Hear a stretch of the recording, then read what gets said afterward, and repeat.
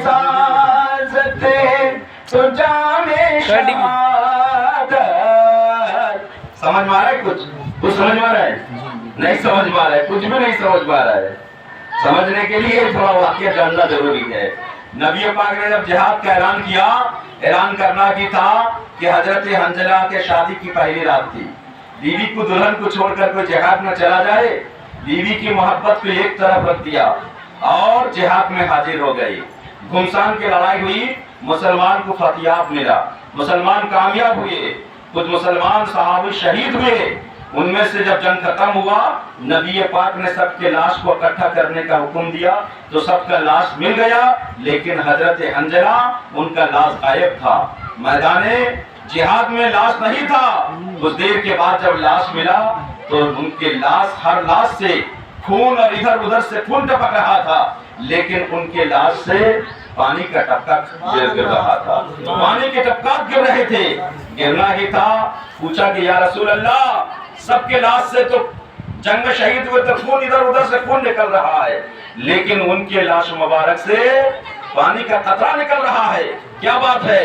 تو نبی نے کہا یہ ان کی شادی کی پہلی رات تھی، غسل فرض غسل نہیں کیے تھے، میری محبت میں جنگ میں شامل ہو گئے اور شہید ہو گئے، تو اللہ تعالیٰ نے فرشتوں کے ذریعے ان کو غسل دلا دیا. سبحان اللہ. فرشتوں کے ذریعے ان کو غسل دلایا.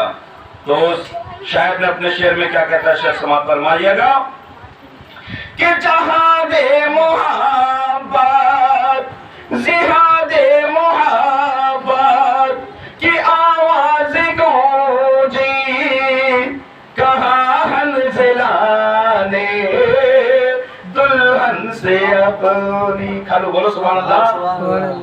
اگر تو اجازت، اگر تو اجازت تو جام شہادت، اگر تو اجازت تو جام شہادت، لبوں پہ لگانے تو دل چاہتا ہے وہ شہید محبت جہاں مصطفیٰ